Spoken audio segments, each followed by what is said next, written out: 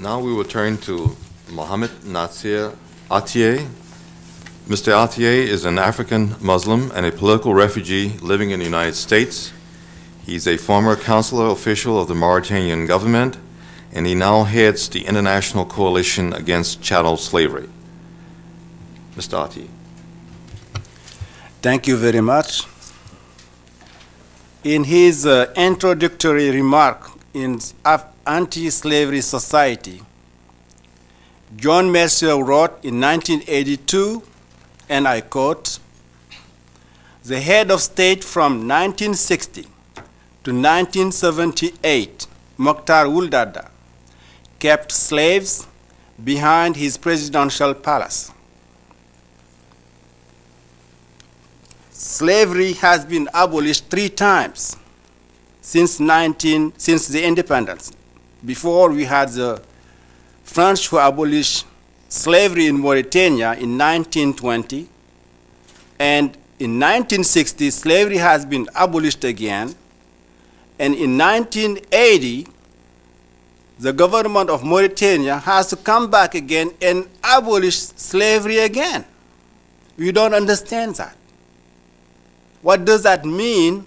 It means that slavery is deeply rooted in the Mauritanian society. And there are a lot of crimes that are going on in this Muslim Arab society today in Africa.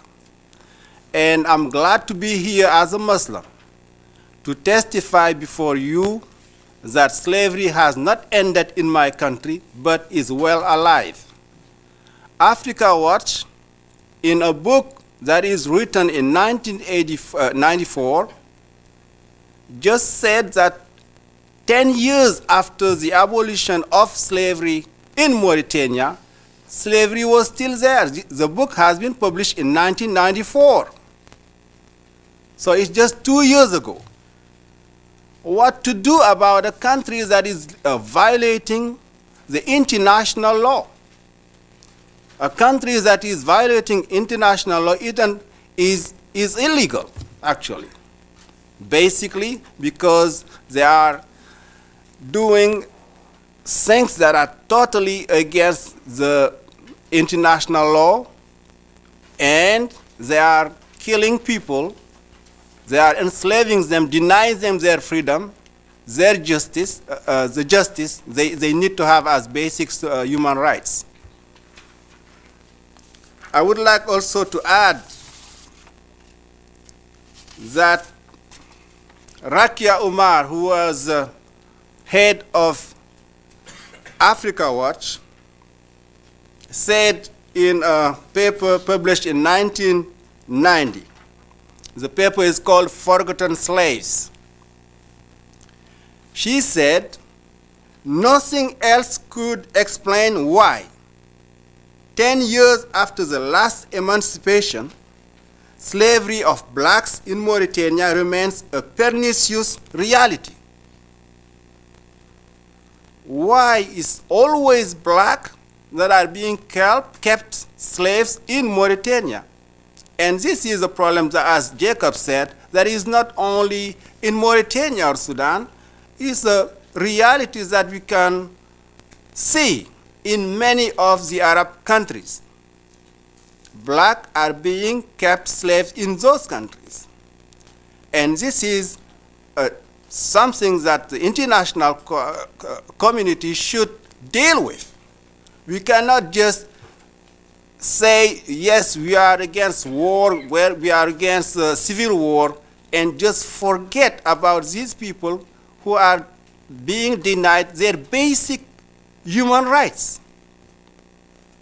And I think this is just unfair. And we think as long as slavery is kept in those countries, there is no peace. We cannot talk about freedom. We cannot talk about democracy. Because there are some people who are being kept into bondage. And that's the reality I would like to talk about.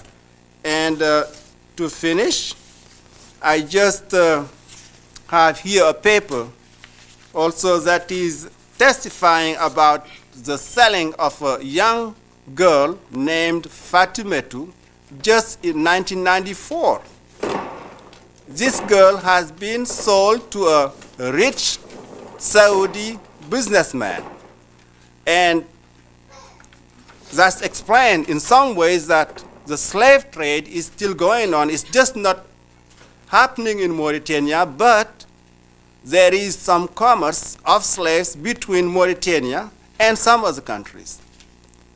So I just want you to be aware of that, and I hope that Howard University will get in board and really help for the emancipation of slaves, not only in Mauritania and Sudan, but also all around the world. We have here an abolitionist movement, and this movement is determined to do whatever is necessary to end slavery. I thank you.